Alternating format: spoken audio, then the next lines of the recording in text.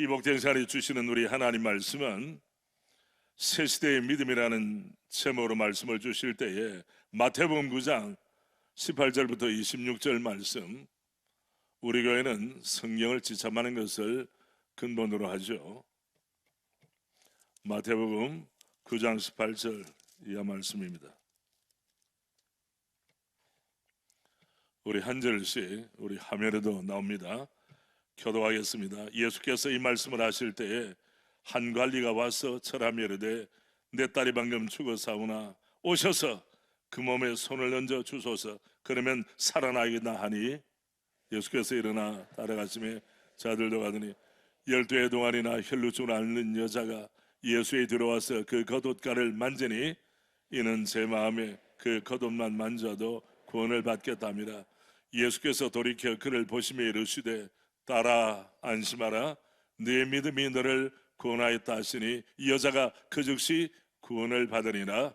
예수께서 그 관리의 집에 가사 피리 부는 자들과 떠드는 무리를 보시고 이르시되 물러가라, 이 소녀가 죽은 것이 아니라 잔다 하시니 그들이 비웃더라. 무리를 내보낸 후에 예수께서 들어가사 소녀의 손을 잡으시며 일어나는지라 그 소문이 그 온 땅에 퍼지더라. 아멘. 여러분, 오늘 이 강단에 정말 귀한 강사님 우리 하나님 보내주셨습니다. 우리 조정희 목사님 신부장교회를 담임하시고 모범적으로 목회를 하시고 조금 전에 말씀드린 대로 우리 교회가 지향하는 바대로 제절년 목회자 협의회 우리 현재 대표님으로 신실하게 봉사하시는 귀한 목사님이십니다. 목사님은 또 군목님 출신인데 박력이 충만합니다. 아멘. 예. 여기 군대 다 갔다 오셨죠? 예, 저도 육군을 연수 27년대 구중대 출신인 것을 여러분이 다 아실 겁니다. 우리 귀한 강사님 보내주신 하나님께 감사한 마음과 목사님 환영하는 마음으로 뜨겁게 박수로 맞이하겠습니다.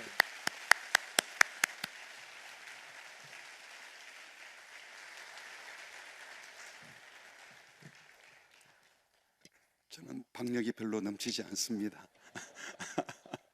목사님이 저보다 훨씬 더 박력이 넘치신 것 같습니다. 저녁들은 드시고 오셨습니까? 네.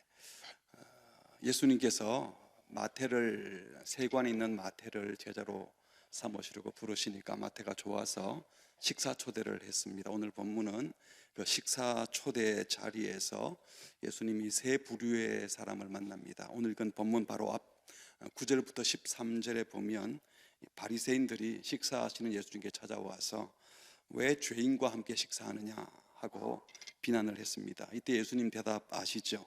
나는 의인을 부르러 온 것이 아니고 죄인을 부르러 왔다 라고 말씀하시면서 내 식사하는 모습만 봐도 메시아가 왜 누구를 위해서 왔는지 선언해 주신 겁니다.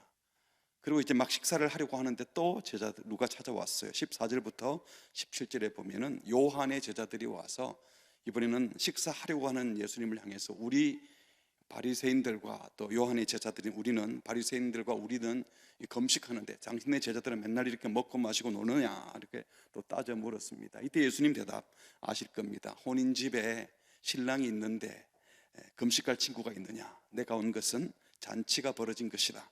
내가 왔기 때문에 이제는 완전히 새로운 시대가 시작되었는데 그런 식의 질문하면서 딴지 걸지 마라. 율법주의적인 사고방식으로 나를 맞이하지 말아라 라고 하시면서 생배 조각을 낡은 옷에 붙이는 자가 어디 있느냐? 새 포도주는 새 부대에 담아야 하듯이 이제 완전히 새로워져야 된다 라고 말씀하셨습니다. 이 말씀은 구약 시대 내내 그토록 가려졌던 이 메시아가 예수님이 오심으로 이제 드러나기 시작합니다. 역사가 이제 새롭게 열리기 시작했다는 겁니다. 구시대의 낡은 전통, 낡은 옷을 벗어버리고 새로운 생각의 틀을 가지고 새 시대를 맞이해야 된다라는 말씀이었습니다. 예수님이 오심으로 이제 잔치와 같은 새로운 시대가 시작되었다는 겁니다. 예수님이 오시면 우리의 믿음이 달라져야 합니다. 여기에 새 시대라고 하는 것은 2026년이 새 시대가 아니라 예수님 오기 전과 오신 이후가 달라졌다는 것이죠. 구약 성경을 대하는 태도가 달라집니다. 지금까지는 구약을 율법으로 또 약속이 담겨있는 말씀으로 봤지만 이제 약속의 성취를 하기 위해 오신 그림자가 아닌 껍데기가 아닌 실체가 오셨기 때문입니다. 그래서 전통과 율법을 보는 눈이 달라집니다. 의식들이 다 가려져 있었고 율법들도 계명들도 가려져 있었는데 그림자만 있었는데 예수님이 실체가 본체가 오심으로 모든 것이 달라졌다. 새 시대가 왔다. 그런 말씀이었던 겁니다. 그리고 오늘 읽은 말씀입니다. 18절 예수께서 이 말씀을 하실 때에 이 말씀은 바리새인들이 와서 왜 저런 죄인들과 밥 먹느냐라고 딴지 그런 거고 또 식사하려고 하는데 요한의 제자들이 와서 왜 당신네들은 금식하지 않느냐 이런 식의 말씀을 하실 때 주님이 대답을 해 오셨죠. 그때에 한 관리가 와서 절하여 이르되 내 딸이 방금 뭐라고 하죠? 죽었사오나. 죽었으면 뭐 해야 됩니까?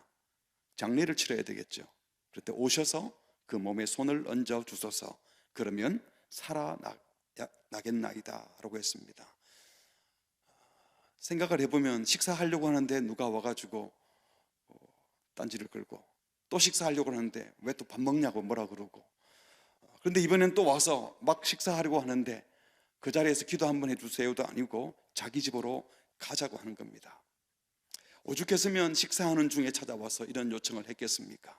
다른 복음서에 보면 이 관리가 회당장 야이로라고 명시하고 있습니다. 회당장은 회당의 건물 유지 보존 그리고 운영 및 회당 예배 질서와 신성함을 유지하는 책임을 맡은 자입니다.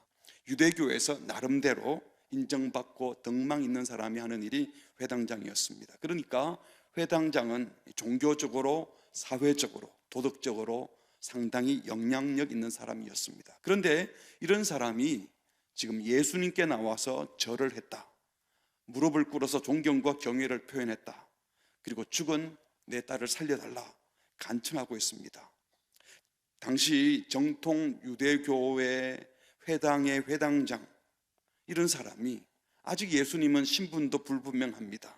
자신을 하나님의 아들이라고 자처하고 어쩌면 유대교에서는 이단이라고 소리 지를 수 있는 신성 모독죄를 범한다고 돌에 맞아 죽을지도 모르는 이런 위험 인물인 예수님에게 소위 하나님 나라 복음 전한다 말하는 이 괴상한 젊은이에게 유대교 회당장이 무릎을 꿇는다는 것 자체가 쉽지 않은 일이었습니다. 그러나 이 관리는 나름 어떤 소신이 있었기 때문에, 그리고 무엇보다도 자신이 당한 이 일, 딸이 죽었는데 살리는 이 일을 해결해 줄 수 있는 유일한 분은 예수님이라고 믿었기 때문에 그렇게 나와서 회당장이, 유대교 회당장이, 유대교와는 어쩌면 상관없다고 말할지도 모르는 이 예수님 앞에 무릎을 꿇었던 겁니다. 오늘 우리는 이 딸 아이가 죽었다고 예수님을 찾아온 이 회당장과 그 죽은 딸을 살리는 예수님을 살펴보면서 이 시대에 우리가 어떤 믿음을 가져야 될지를 몇 가지로 나누어 보려고 합니다. 첫 번째로 이 찾아온 관리가 18절에 이렇게 말하죠. 내 딸이 방금 죽었사오나 오셔서 그 몸에 손을 얹어 주소서. 그러면 살아나겠나이다. 이것은 단순한 하소연이 아닙니다. 위대한 신앙 고백입니다. 한계를 뛰어넘는 새 시대의 믿음을 보여줍니다. 딸이 죽었으면 오셔서 장례를 잘 치러달라고 부탁해야 될 터인데 죽은 딸을 살려달라고 부탁했다는 겁니다. 12살 난 어린 딸이 죽어서 너무 경황이 없어서 마음이 힘들어 딸을 살려야겠다는 그 간절한 마음에 죽은 아이 살려달라고 소리 지를 수는 있겠죠. 하지만 아무리 그래도 죽은 것을 안다면 죽은 아이 살려달라고 말하지는 않습니다. 어린 딸이 세상을 떠난 것이 너무 힘들어서 실신할 만큼 힘들어서 주변 사람들 붙들고 내 딸 살려놓으라고 소리 지를 수도 있어요. 하지만 그것은 가까운 친척이나 친구들에게 넋두리처럼 하는 것이지 정말 살려달라고는 말하지 않습니다. 죽었다는 사실이 확인되면 포기하는 것이 일반적인 정서입니다. 그런데 예수님을 찾아온 이 관리의 태도는 그런 종류가 아니죠. 자기가 원래 잘 알던 사람도 아니고 관계가 있던 사람도 아니고 소문을 들었던 사람이고 어쩌면 유대교의 입장에서는 이단일지도 모르는 그 사람에게 찾아가서 무릎을 꿇고 말하기를 내 딸이 방금 죽었습니다. 하지만 오셔서 그 몸에 손을 얹어 주십시오. 이렇게 말할 수 있는 것은 완전히 정신이 나갔거나 아니면 정말 예수님을 그렇게 믿었거나 둘 중에 하나일 것입니다. 새 시대의 믿음은 단순히 개인적인 확신이 아닙니다. 예수님을 믿음의 대상으로 삼는 것입니다. 지금 회당장의 믿음이 바로 그런 믿음입니다. 방금 죽어사오나라는 말은 죽어가고 있다, 죽으려고 한다는 뜻으로서 내 딸이 너무 아픈 나머지 지금쯤은 죽었음에 틀림없습니다 라는 말입니다. 다른 복음서에 보면 예수께서 회당장 야이로의 딸을 말을 듣고 그 집에 가는 중에 그 하인이 쫓아와서 당신 딸 방금 죽었습니다, 이제 이 선생님 괴롭히지 마세요 라는 말도 들었죠. 어쨌든 이 관리는 여태까지 죽은 자가 살아났다는 기적을 본 적이 없습니다. 심지어 예수님이 기적을 많이 행했다는 소리는 들었지만 아직 죽은 자를 살렸다는 소식은 들은 적이 없습니다. 그리고 집으로 가는 중에 자기 딸이 죽었다는 말도 확실히 들었습니다. 하지만 예수님께서 자기 딸의 몸에 손을 얹기만 하면 살아날 것이라고 믿었다는 것입니다. 경험을 초월하는 신뢰. 한 번도 죽은 자가 살아난 것을 본 적이 없지만 예수님이라면 모든 가능성이 열려 있음을 믿는 것이 우리의 믿음이 되어야 되는 줄 믿습니다. 그냥 살려주세요 라고 할 수도 있는데 오늘 본문에 보니까 그 몸에 어떻게 해요? 손을 얹어주소서, 그러면 살아나겠나이다. 왜 이렇게 말했을까요? 그건 단순히 죽은 딸 살려달라고 하소연하는 말이 아니라 구체적으로 예수님이 자기 딸에게 손을 얹기만 하면 살아날 거라고 믿었던 것이죠. 당시 선지자들이 은혜를 빌기 위해서 병자들에게 안수하는 것이 일상적인 관례였다고 합니다. 이 안수, 손을 얹는다 하는 것은 인격적인 관계를 맺고 기도하는 선지자 또는 주의 종의 권위가 안수받는 사람에게 전달된다, 생명과 축복이 전달된다는 상징적인 의미를 담고 있습니다. 그리고 아마도 예수님께서 다른 병자들을 고칠 때 손을 얹는 것을 봤기 때문에 어쩌면 자기 딸에게도, 죽은 딸에게도 손 얹으며 살 거라고 믿었던 것 같습니다. 그러므로 식사 중에 계신 예수님을 찾아와서 정식으로 무릎을 꿇고 내 딸이 방금 죽었사오나 오셔서 그 몸에 손을 얹어 주소서, 그러면 살아나겠나이다. 이것은요, 단순한 부탁을 넘어서서 예수님에 대한 신앙 고백이었어요. 그렇게 될 거라고 믿었습니다. 이 믿음은 여러분 개인적인 신념이 아닙니다. 경험에서 나오는 확신도 아닙니다. 예수님이 그렇게 할 수 있다고 믿는 믿음이었습니다.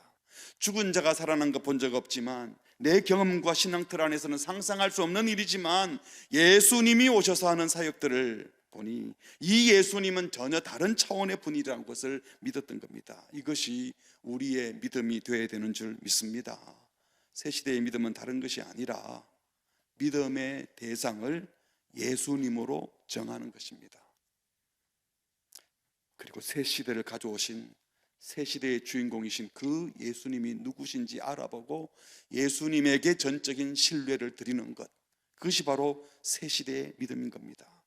여기서 우리가 방금 있었던 바리새인들과 요한의 제자들이 했던 그 따지는 듯한 질문과 그에 대한 예수님의 대답을 다시 생각할 필요가 있습니다. 그들은 예수님이 누군지 잘 몰랐습니다. 바리새인들이 요한의 제자들 잘 몰랐습니다. 그래서 자기들의 전통과 율법적 사고방식으로 이해가 안 되니까 물어본 거예요. 메시아가 왜 이렇게 이런 죄인들하고 밥을 먹을 수 있습니까? 더러운 사람들과. 아니 왜 금식을 하지 않습니까? 구시대적 기준으로 따지며 물었습니다. 그들은 율법적 전통, 낡은 사고방식으로 예수님을 믿은 것이 아니라 예수님을 평가하고 판단하고 따지고 불평했습니다. 내가 아는 경험과 내 지식과 내가 가진 생각으로 예수님을 지금 평가하고 있습니다. 그들은 예수님이 어떤 분인지 몰랐습니다. 내가 오면서 모든 것이 달라졌다, 내가 오므로 새 시대가 왔다 하는 그 주님의 음성을 못 들었던 겁니다. 이들에게 지금 예수님께서 말씀하시는 겁니다. 이제는 새로운 생각, 새로운 믿음이 필요하다. 소잡고 양잡아 속죄제물 드릴 필요는 더 이상 없다. 의식법, 제사법 이딴 거 다 필요 없다. 하나님의 언약이 이제는 분명히 드러나서 내가 오므로 새로운 구원의 길이 열려졌다. 새로운 세계가 이제 펼쳐질 것이다 라는 말씀을 하고 있습니다. 그런데 바리새인들은, 요한의 제자들은 알아듣지 못했던 겁니다. 그런데 회당장 야이로는 예수님을 그런 식으로 대하지 않았습니다. 예수님이 말씀하시는 새 시대의 믿음을 가지고 그도 율법을 알고 전통을 알지만 다른 방식으로 예수님을 대했습니다. 여러분, 새 시대의 믿음은 환경을 이기는 힘입니다. 부정적 환경과 이성적 계산에 갇히지 않고 보이지 않는 영원한 것에 주목하여 믿음으로 행하는 것입니다. 여러분, 이 세상을 살다 보면 계산하면 답이 안 나오는 게 한두 가지가 아니잖아요. 답이 안 나오는데도 보면 우리는 살고 있습니다. 이 회당장은 지금 이 모든 상황에서 예수님은 자신의 모든 고통과 문제들을 해결해 줄 수 있는 분으로 믿었습니다. 과거의 길은 그런 일이 없었지만, 죽었던 자가 살아난 적이 없었지만 예수님에게 모든 가능성이 있음을 믿었던 것입니다. 이 믿음이 있었기 때문에 그때까지는 신분도 불분명했던 청년 예수님에게 무릎을 꿇을 수 있었습니다. 회당장이라고 하는 종교적, 사회적 지위도, 주위의 압력도 예수님께 나아가 제 딸 죽었지만 살려주세요 라는 신앙 고백을 막지 못했습니다. 일찍이 백부장이 저희 집까지 오실 필요가 없습니다, 이 자리에서 말씀만 하시면 제 하인이 낫겠습니다 라고 했을 때 우리 예수님이 백부장의 믿음을 칭찬하셨죠. 오늘 이 회당장 야이로의 믿음도 그런 믿음에 버금가는 믿음인 겁니다. 여러분, 믿음은 경험한 것을 믿는 것이 아닙니다. 경험한 것은 그냥 내가 해봤으니까 그렇다고 인정하는 거죠. 아는 것을 확인하는 것을 믿음이라고 하지 않습니다.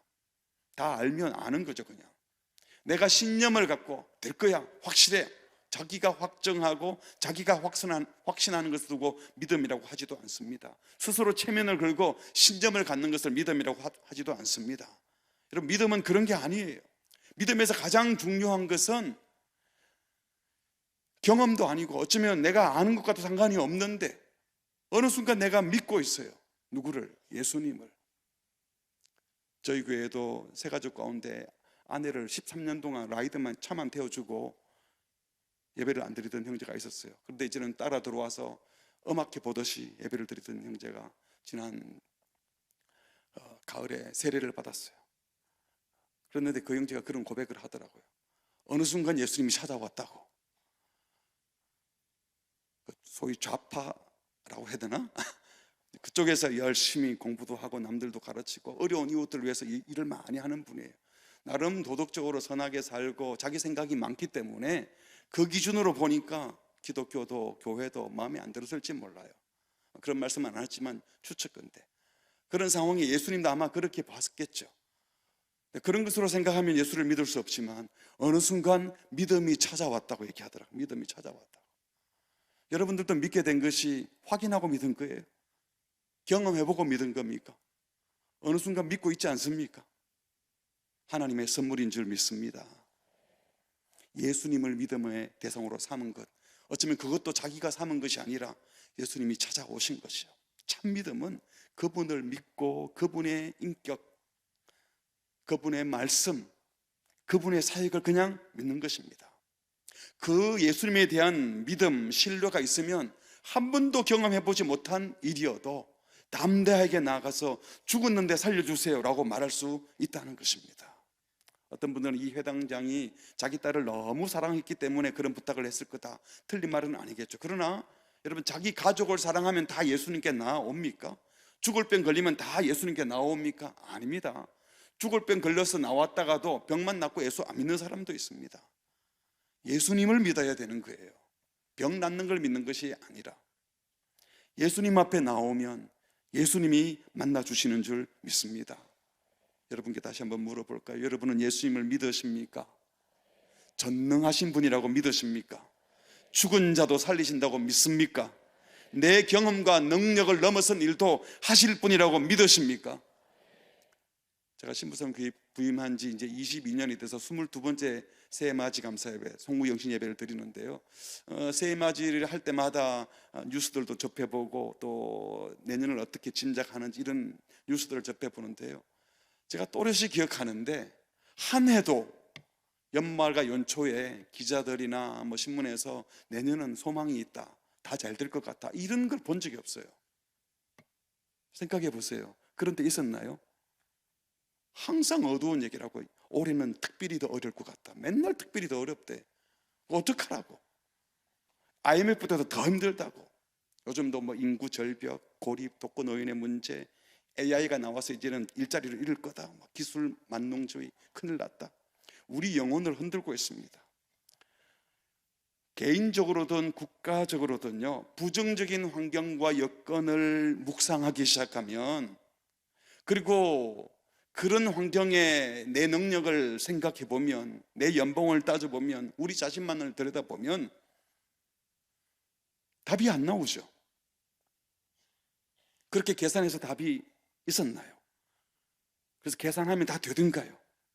그렇게 하면 계속 부정적이 되고 포기하고 싶고 희망을 잃게 됩니다.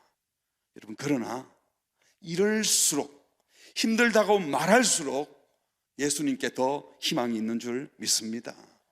각종 통계나 자료에서 이건 이렇고 저건 저렇고 자식도 못 키울 것 같고 이러다가는 다 망할 것 같고 다 안 될 것 같고, 여러분, 그런 지표들을 보고 마음을 빼앗기지 마시기 바랍니다.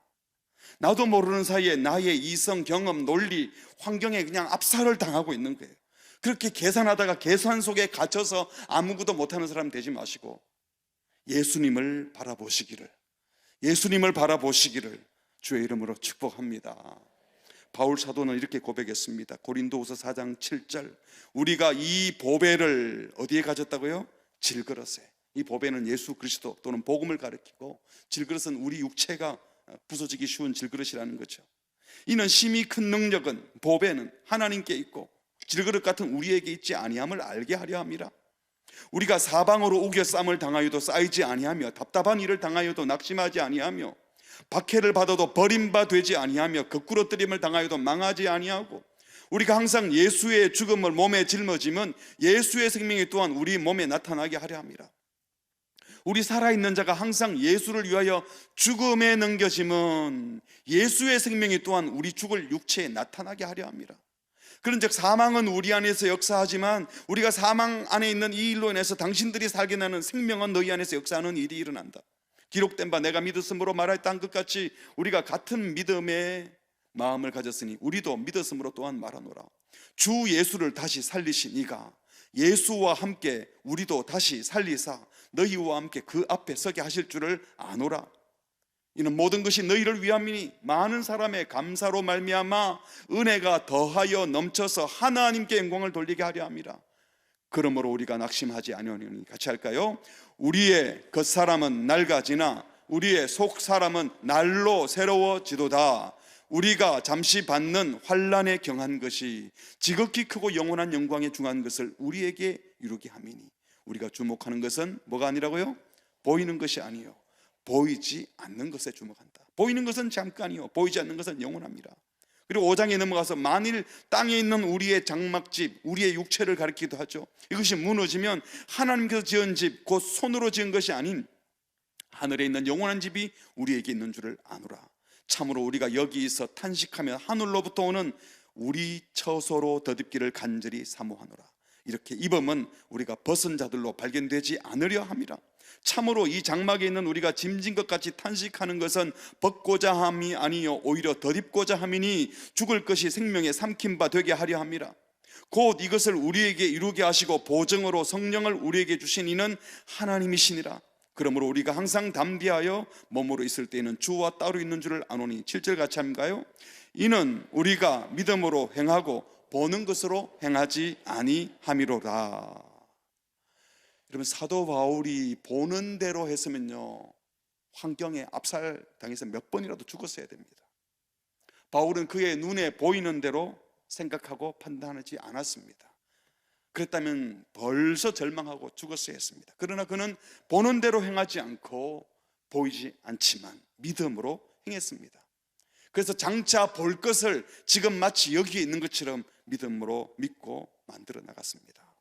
오늘 저와 여러분에게 이 믿음을 주시기를 주의 이름으로 축복합니다. 아멘.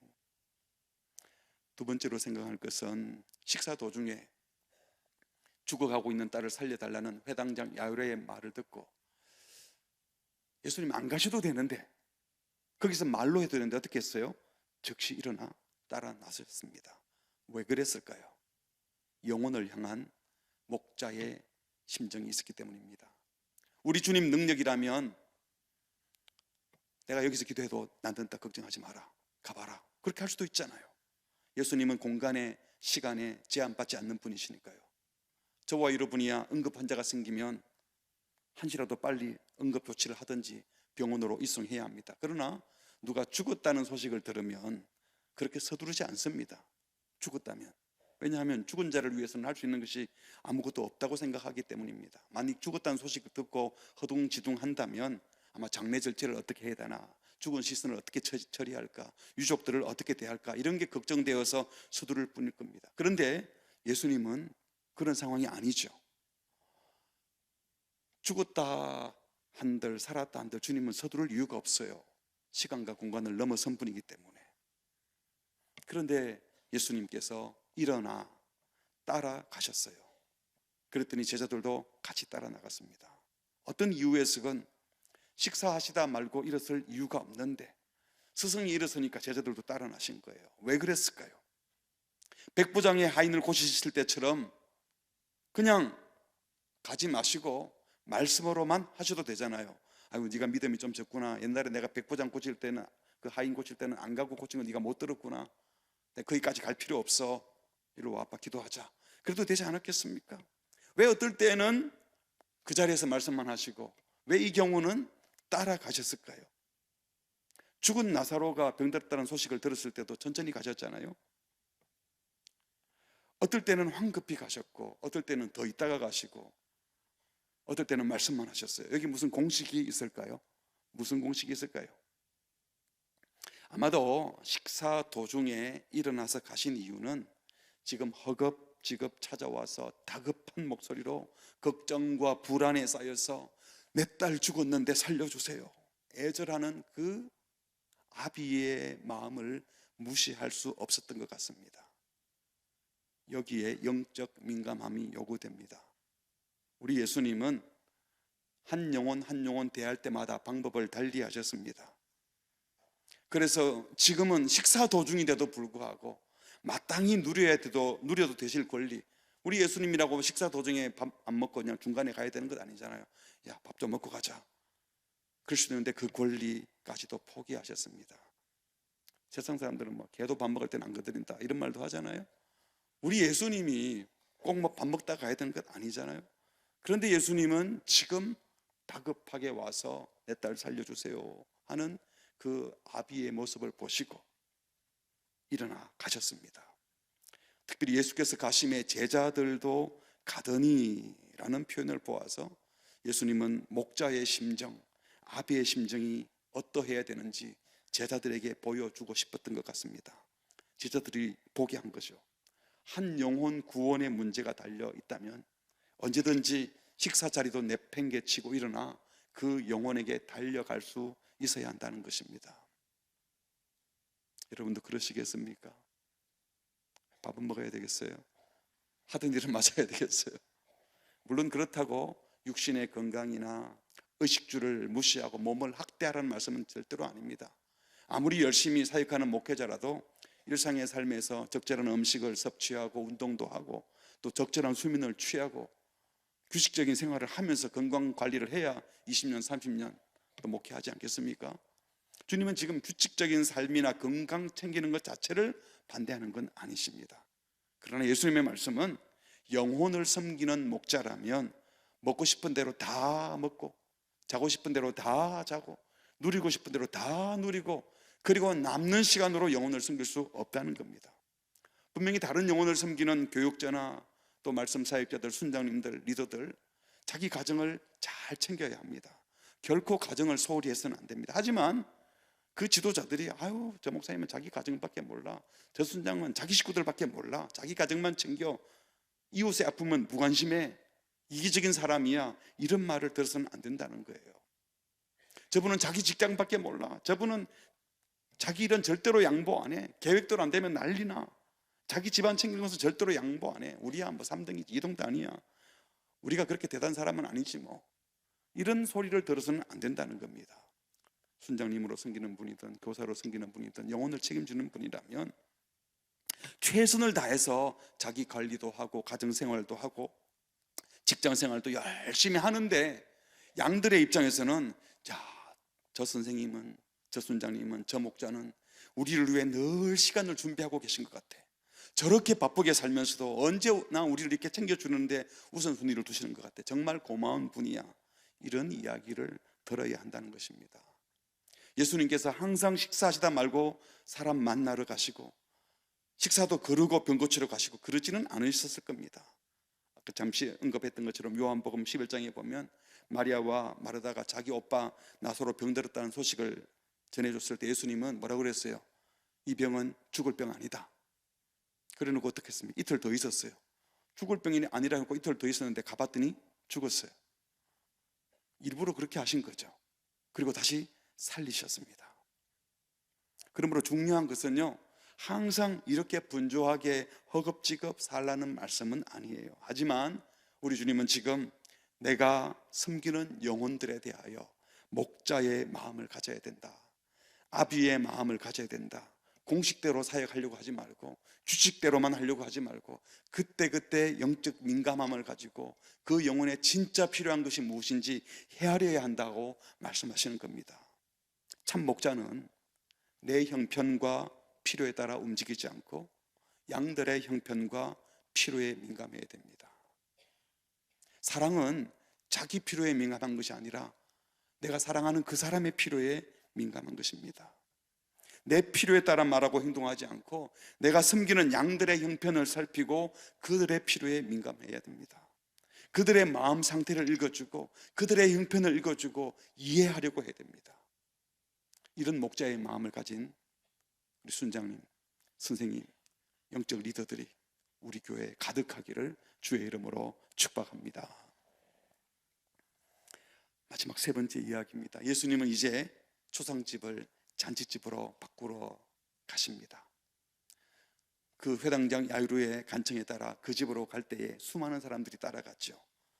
그 중에 12년을 혈루증으로 고통당하던 한 여인도 그 무리 가운데 들어와서 예수님의 옷가에라도 손을 대면 내 병이 나을 것이다 라는 믿음으로 손을 댔습니다. 옷가에만 손을 대어도 낫겠다는 이 여인의 믿음도 어쩌면 이 야이로의 믿음과 일맥상통하는 새 시대의 믿음임에 분명합니다. 내일 새벽에 이 부분을 살펴보도록 하겠습니다. 그리고 주님은 드디어 회당장 야이로의 집에 도착했어요. 예수님은 지금 죽은 딸 아버지 집에 조문 간 게 아니고 유족들 위로하러 간 것도 아닙니다. 뭐 하러 가셨습니까? 죽은 딸 살리러 가셨습니다. 근데 그 집에 가봤더니 이미 초상집이 되어 있었어요. 당시 장례의 예법을 따라 죽은 자를 슬퍼하는 의식들이 한창 진행 중에 있습니다. 유대인들의 생활급음인 미시나에 보면 아무리 미천한 자라도 죽은 자를 위해 2명의 피리 부는 자와 1명의 애곡하는 자를 준비해야 된다라고 규정되어 있다고 그래요. 이런 관습에 따라 어떤 사람들은 장례식 때마다 찾아다니면서 곡하고 또 피리 부는 것을 업으로 사는 사람도 있었다 그럽니다. 그래서 당시 상가에 울음과 통곡이 없는 것은 아주 수치스러운 일, 무례한 일로 생각했다고 그럽니다. 요즘도 장례식에 조화가 많이 오면 그 사람의 격을 보여주는 것처럼 생각하는 경우도 있는데 그것과 비슷했던 것 같습니다. 아마도 이 관리의 경우는요, 죽은 딸의 아비가 회당장 관리였으니까 더 많은 애도 인원과 조객들로 붐볐을 거예요. 한창 장례법에 따라 피리를 불고 곡을 하며 시끌벅적 소리를 내고 있었는데 그 초상집에 들어선 예수님은 어떻게 하십니까? 예수께서 그 관리의 집에 가서 피리 부는 자들과 떠드는 무리를 보시고 뭐라고 그러셨어요? 물러가라. 이르시되 물러가라. 곡하는 것 중단해라. 피리 부는 것 중단해라. 이 말은 장례 예식 멈추라는 것이죠. 더 이상 애곡할 필요가 없다는 선언이었습니다. 생명의 주인인 예수님이 그 자리에 오셨기 때문에 죽음을 슬퍼하며 애도할 필요가 없었다는 것입니다. 바로 얼마 전이죠. 요한의 제자들이 예수님께 당신네 제자들은 왜 금식하지 않느냐 따지고 물었을 때 예수님 뭐라고 그러셨죠? 마태복음 9장 15절에 보니까 혼인집 손님들이 신랑과 함께 있는데 슬퍼할 수 있느냐, 금식할 필요가 있느냐 하시면서 분위기를 완전히 바꾸어 놓았던 적이 있습니다. 그런데 이제 실제로 잔치의 주인공, 새 시대의 주인공이신 예수님이 오심으로 모든 것이 달라질 수 있다는 것을, 초상집이 잔치집으로 바뀔 수 있다는 것을 보여주시는 겁니다. 예수님이 물러가라 하시니까 갑자기 사람들이 조용해지면서 쑥덕댔을 거예요. 장례식 와서 뭐 하는 짓이냐? 아니 초상집 와서 왜 곡하는 사람을 물러가라는 거냐? 새로운 장례법이라도 가지고 왔다는 거냐? 사람들은 예수님이 왜 그러신지 상상할 수가 없었습니다. 죽었는데 당연히 장례해야지. 바로 그때 주님이 말씀하십니다. 이 소녀가 뭐라고요? 죽은 것이 아니라 잔다. 예수님이 죽은 것을 몰라서 그랬을까요?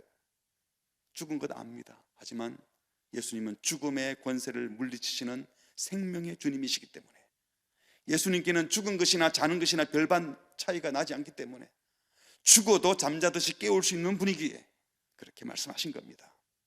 이 말씀을 들은 사람들은 기가 막히듯이 웃습니다. 왜? 부활을 믿지 못하니까요. 이 소녀가 죽은 것이 아니라 잔다 하시니 그들이 뭐라고요? 비웃더라. 상식 밖의 말, 터무니없는 말을 한다는 겁니다. 하지만 비웃던 그들의 비웃음은 오히려 자기들이 비웃음 당하게 하는 일이 됩니다. 무리를 내보내신 후에 예수께서 들어가사 소녀의 손을 잡으심에 일어나는지라 죽은 자가 살아났습니다. 예수님은 당시 일반 주술사들처럼 주문을 외우거나 이상한 행동하지 않았습니다. 그저 손을 잡았습니다. 마가복음, 누가복음 보면 달리다쿰 일어나라 요 말씀 한마디만 딱 하셨습니다. 만일 바리새인들이 그 현장에 있었다면 그들은 아이가 살아나기 전에 예수님이 시체의 손을 잡을 때 벌써 쑥덕댔을 거예요. 아니 어떻게 시신을 만져 감히 뭘 믿고 정결법을 무시하는 거야? 부정해진다고 쑥덕쑥덕하며 예수님을 비난했을 거예요. 만일 예수님이 잡은 그 여자아이가 계속 시체로 있었다면 예수님은 계속 두고 욕을 먹었을 겁니다. 그러나 예수님은 죽음을 이기시는 생명의 주님이십니다. 예수님은 그들이 지키던 정결법, 율법을 초월하여 시신의 손을 잡으셨고, 시신의 손을 잡을 때 예수님이 불결해진 것이 아니라, 율법, 정결법에 의해서 불결해진 것이 아니라 그 시신이 생명체가 되어버렸어요. 예수님은 율법을 초월하신 분, 죽음을 이기신 생명의 주인이심을 보여주셨습니다. 우리 예수님은 의식법의 제재를 받지 않는 분이라는 겁니다. 예수님은 이미 여기 오시는 중에 불결한 혈루증에 걸린 여인과 접촉하셨을 때 예수님이 불결해진 것이 아니라 그 여인이 나았잖아요. 나병 환자를 만지셨을 때 예수님에게 불결해 옮겨간 것이 아니라 그들이 정결해졌습니다. 그냥 말씀으로 읽힐 수도 있는데 일부러 손을 대신 이유가 바로 여기에 있는 겁니다. 예수님은 율법의 정결법보다 긍휼히 여기는 법이, 사람을 불쌍히 여기는 법이 훨씬 더 소중하다고, 내가 손을 대면 정결법을 깨뜨리고 살린다고 보여주신 것입니다. 우리 예수님이 여기 오신 것이 단순히 가르치고 먹이고 고장난 거 고쳐주고 착하게 살아가는 윤리 가르치는 선생으로 오신 것이 아닙니다. 사회사업가나 자선사업가로 오신 것이 아닙니다. 우리 줄임배 몇 번 채워주려고 우리의 억울한 문제 몇 번 해결해 주는 재판장으로 오신 것이 아닙니다. 예수님은 인생 인류 최대의 문제인 죽음의 문제를, 죄의 문제를 해결해 주시는 분입니다. 죽은 자 살리시는, 생명을 불어넣고 그 어떤 상황도 바꾸시는 구원주이시기에 예수님 앞에서는 모든 환경이 바뀌어지고 예수님 앞에서는 모든 조건이 바뀌어지는 줄 믿습니다. 예수님을 비웃던 무리들은요, 살아서 걸어 나오는 이 여자 아이를 보고 어쩌면 예수님이 손잡고 나왔을지도 몰라요. 자기들의 눈을 의심해야 됐습니다. 예수를 비웃던 그들, 왜 장례식을 중단시키냐 했던 그들이 죽었으니까 계속 장례식 합시다, 그럴 수 있었겠어요? 살아서 나오는데 어디 감히 정결법을 무시하고 시신의 손을 대? 어디 감히 장례식을 멈춰 계속 장례식 하자고 말할 수 있을까요? 그럴 수 없는 것이죠. 스스로 비웃음을 당하고 말았습니다. 슬픔의 초상집이 잔치집이 되었습니다. 예수님을 비웃으면서 장례를 치르러 가던 자들이 다시 살아난 아이로 인해서 기쁨과 감사와 축하의 노래를 부를 수밖에 없었습니다. 그리고 죽은 아이를 살린 예수님을 증거하는 정인이 되었습니다. 예수님은 바로 이런 분이십니다. 예수님이 우리 인생에 찾아오시면 우리에게도 이런 일이 벌어질 겁니다. 초상집이 잔치집으로 바뀌어지는 기적이 우리에게도 일어날 것을 믿으시기 바랍니다. 절망에 있던 자들에게 상상도 못한 새 일, 새 희망을 보여줄 수 있는 줄 믿습니다. 26절에 보면요, 그 소문이 그 온 땅에 퍼졌다고 했는데 누가 소문을 냈을까요? 누가 소문을 냈겠어요? 예수님의 제자들이? 아마도 예수님을 믿을 수 없는 분이라고, 30대 젊은 청년이 이상한 짓 한다고, 왜 정결법을 무시하냐고, 왜 장례식을 멈추냐고, 왜 이상한 짓을 하냐고 비웃던 바로 그 사람들, 극렬하게 반대했던 그 사람들이 어쩌면 자기가 반대했는데 눈앞에서 죽은 아이가 살아난 것을 보고 예수를 비난할 말이 없어졌습니다. 바로 그 반대자들이, 예수님을 비난하던 자들이 이제 오히려 예수님이 행하신 놀라운 일을 소문내는 증인들이 된 것입니다. 우리에게 어떤 메시지를 줍니까? 우리가 믿음의 길을 걷고 예수님과 함께 동행하고 있는데 반대자들이 많다고, 나를 비난하는 자가 많다고 걱정할 필요가 없습니다. 내 걸음이 믿음의 걸음이고 주님이 가라고 하신 걸음을 걷고 있다면 비난하는 자, 반대자들이 많다가도 오히려 그들이 마지막에 예수님께서 드러내어 주시는 생명의 역사와 진리가 드러나는 모습을 보고 그 반대자들이 오히려 예수님을 증거하는 증인으로 바뀌어질 것이기 때문입니다. 걱정하지 마십시오. 반대자 때문에 진리가 밝혀지면, 우리가 예수님을 따르는 우리가 옳다는 사실이 드러나게 되면 오히려 그들이 더 멋있는 증인이 될 줄 믿습니다. 말씀을 맺겠습니다. 그 당시 가족을 잃은 사람, 절박한 상황에 처해서 누군가의 도움이 필요했던 사람이 이 회당장 한 사람뿐이었겠습니까? 그런데 어떻게 이 회당장 야이로만 기적을 체험하고 구원을 경험했을까요? 예수님을 믿음의 대상으로 받아들였기 때문입니다. 예수님을 신뢰하고 예수님께 나아왔기 때문입니다. 오늘 이렇게 저녁에 또 새벽에 예배당에 나오는 여러분들이 다 예수를 믿어서 나왔겠죠. 그렇죠? 예수님 믿으시죠? 근데 정말 믿으시나요? 죽고 난 다음에 천국 가는 분으로만 믿고 지금 내 삶에 나를 진리로 인도하시고 바른 길을 걷게 하시고 어떤 고난과 핍박이 있어도 나를 승리케 하실 예수님으로도 믿으시기 바랍니다. 첫 번째로 오직 예수님만을, 오직 예수님만을 믿음의 대상으로 삼으시기 바랍니다. 이런 상태에서 회복된 경험이 한 번도 없어도, 이런 문제가 해결된 적이 한 번도 없어도 내가 지금 예수님과 함께 동행하고 있는 중이라면 주님은 반드시 일하실 겁니다. 과거에는 그랬는데 옛날 것과 비교하지 마십시오. 과거의 상처에 매여서 오늘을 놓치지 마시기 바랍니다. 내 짧은 경험으로 함부로 판단하지 마시고, 나의 지식과 논리에 매여서 답이 안 나온다, 계산이 안 나온다 라고 하면서 주저앉지 마시고, 답이 없다고 생각할 그때에 문제가 틀린 줄 알고 오히려 주님이 길을 여실 것을 믿고 예수님만을 믿으시기를 바랍니다. 두 번째로, 예수님은 나의 모든 경험, 환경을 초월하시는 분입니다. 그래서 모든 상황을 역전시키는 분임을 믿으시기 바랍니다. 모든 환경보다 더 크신 분이 하나님이세요. 사람들이 만든 환경 속에서 이래서 안 되고 저래서 안 되고 말하지만 어쩌면 그 환경을 조성하시고 만들어 가시는 분도 우리 주님이세요. 못할 일이 없습니다. 이 상황에는 주님도 어떻게 할 수 없을 거야. 여러분, 농담도 그런 농담하면 안 됩니다. 신자들이 주님도 어떻게 할 수 없는 게 어디 있겠어요. 너무 힘들어 죽고 싶다 생각되는 그 순간에도 주님 앞에서 주님 죽고 싶어요, 주님, 그렇게 말씀하면요, 주님이 다 듣고 계시다가 주님 앞에 말하면 주님이 길을 열어주실 것입니다. 끝까지 주님을 믿으시고 환경, 모든 상황을 역전시키는 주님을 신뢰하며 나아가시기를 주의 이름으로 축복합니다. 마지막 세 번째로, 목자의 심정으로 영혼을 대합시다. 우리 예수님 식사하다가 안 가셔도 되는데, 예전에는 말씀만 하셨는데 어떨 때는 이틀 더 있다가 가셨는데 왜 그때는 가셨나? 때마다 달리 그 순간 그 순간 영혼의 필요에 민감하게 반응하셨던 겁니다.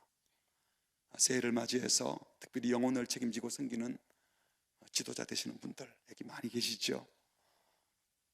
무엇에 민감하고 싶습니까? 내 필요에, 내 느낌에 먼저 반응하지 마시고 내게 맡겨주신 양떼들, 영혼들의 필요에 더 민감하셔서 그들의 필요를 채워주는 주의 종들 되시기를 주의 이름으로 축복합니다. 오늘 말씀을 생각하면서 우리 다짐, 믿음의 대상을 바로 세우는 다짐, 상황의 역전을 기대하는 다짐, 목자의 심정을 품는 사랑의 다짐, 혹시 자막이 준비되셨나요? 네, 제가 믿음의 대상을 바로 세우는 다짐을 하겠습니다. 그러면 그 밑에 있는 세 가지 같이 다짐하도록 하겠습니다. 오늘 말씀을 생각하며 또박또박 하겠습니다. 믿음의 대상을 바로 세우는 다짐을 하겠습니다. 나는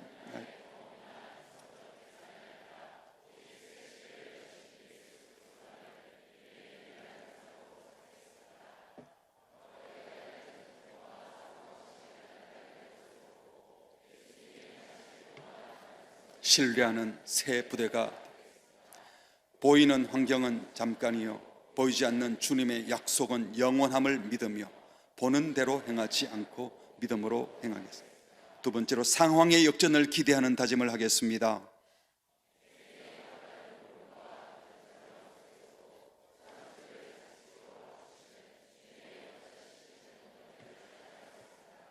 죽은 것이 아니라 잔다고 말씀하신 주님을 의지하여 세상의 비웃음 앞에서도 담대하게 소망을 선포하겠습니다.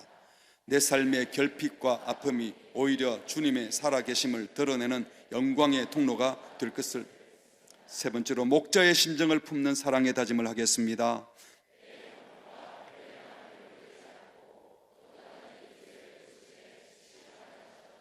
주님의 목자 심정을 본받겠습니다. 가장 귀한 영혼 구원을 위해 나의 시간과 편안함을 기꺼이 내어주는 따뜻한 영적 아비의 삶을 살겠습니다. 형제와 자매의 필요에 민감하게 반응하며 2026년 한 해 동안 우리 공동체를 사랑의 잔치집으로 가꾸어 가겠습니다. 할렐루야. 그런 마음을 가지고 함께 찬양하시고 기도하도록 하겠습니다. 나의 영혼이 잠잠히 하나님만 바라며 나의 구원이 그에게서 나는도다. 예수님을 믿고 모든 환경을 초월하는 예수님만을 믿고 예수님이 우리를 대하셨던 것처럼 우리도 목자의 심정으로 영혼을 대하겠습니다. 이런 마음을 담아서 함께 고백하겠습니다.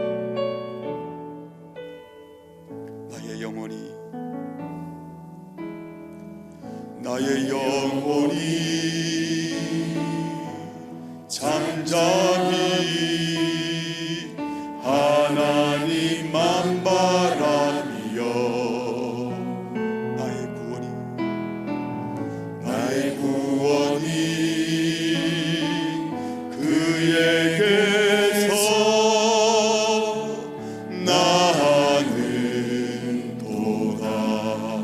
나의 영혼아